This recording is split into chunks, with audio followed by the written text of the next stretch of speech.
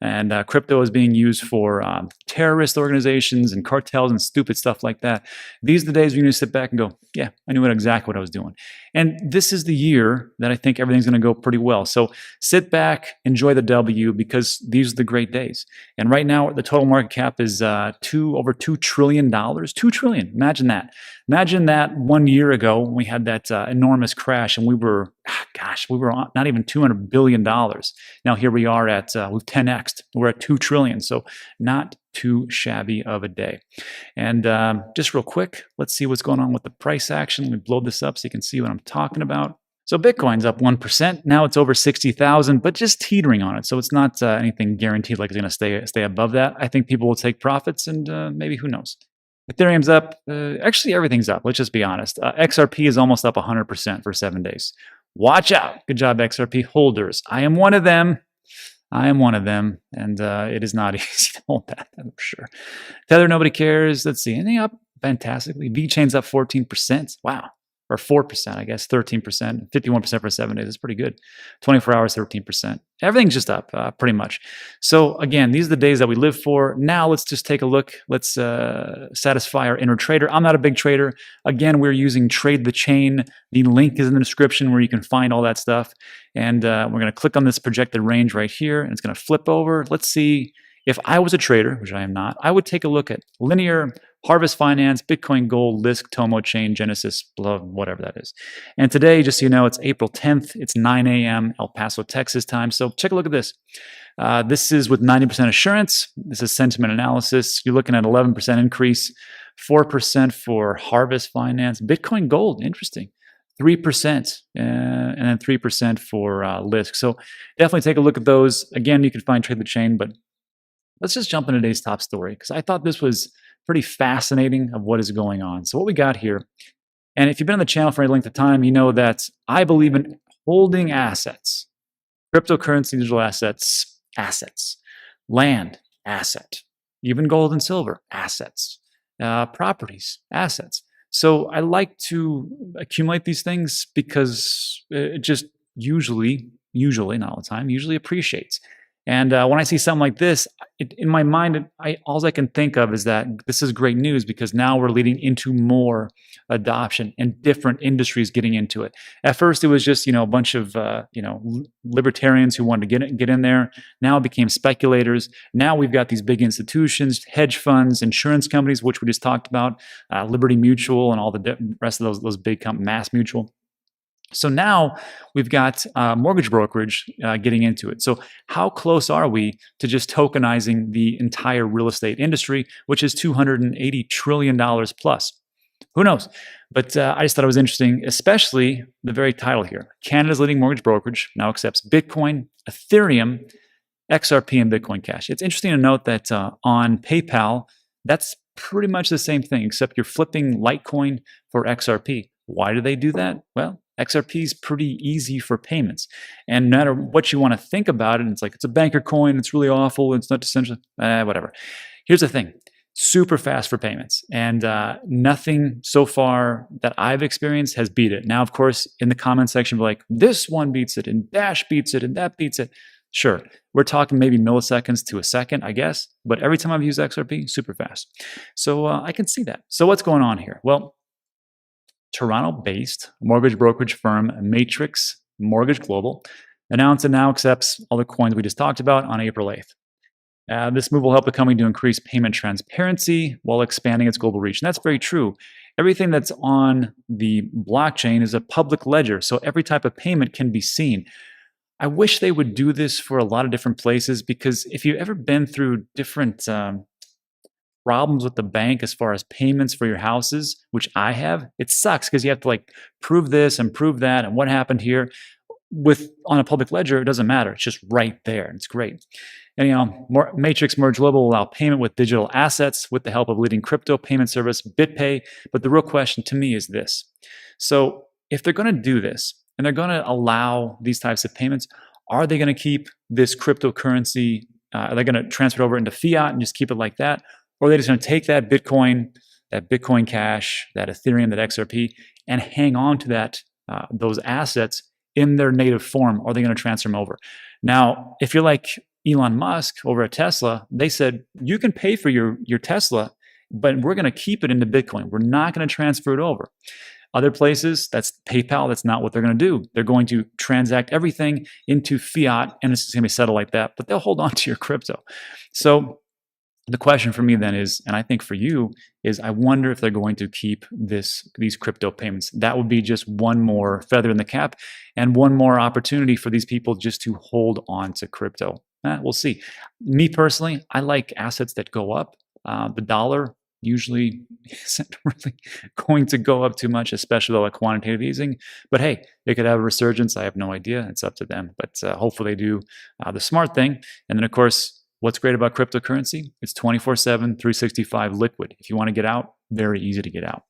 Anyhow, to finish up, CEO Sean Allen says that as an innovator in the mortgage industry, we decided to accept crypto to better align ourselves with the shift towards the global adoption of digital currencies. And just so you know that this isn't just some fly-by-night place. They started in 2008. They funded over $1 billion worth of mortgages, winning multiple Broker of the Year awards. And actually, I was talking to my friend over there, Hashoshi, and we were just talking about the industry over there in Canada as far as like buying houses and things like that. It's crazy. It's like crazier than America, apparently. And it's just a really hot market. So this is a smart move on their part, especially for crypto people who just like, you know what, let's just use it like that. I personally wouldn't, pay for my mortgage right now in cryptocurrency, but down the line, hey, who knows? Now, the other big thing I'm wondering is this. If you've ever tried to prove to a bank that the cryptocurrency that you own is you have that asset and you can put that up, or that would be considered so you can get approved for a bank loan. Because me personally, I like to use other people's money, not my own money. And that is a very big problem. Right now, we're going through that in Puerto Rico for another investment property. Very tough for them to accept that. So maybe this is just one part of what could potentially be an even bigger process. And then if this really becomes a pass, how long do you think before we start to tokenize the entire real estate industry, which is over $280 trillion? That's trillion with a T. Anyhow, let me know what you think in the comments section. I thought it was a great story. Let's move on to our next piece.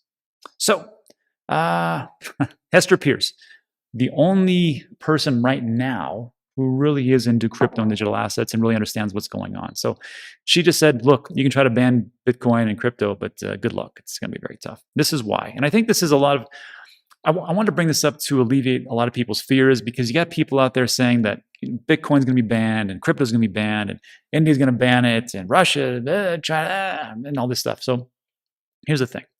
I'll get to that in a second. It's very hard to do that, and this is why. And this is what Hester Pierce said. She says, look, I think we're past that point of banning Bitcoin in the US. I agree.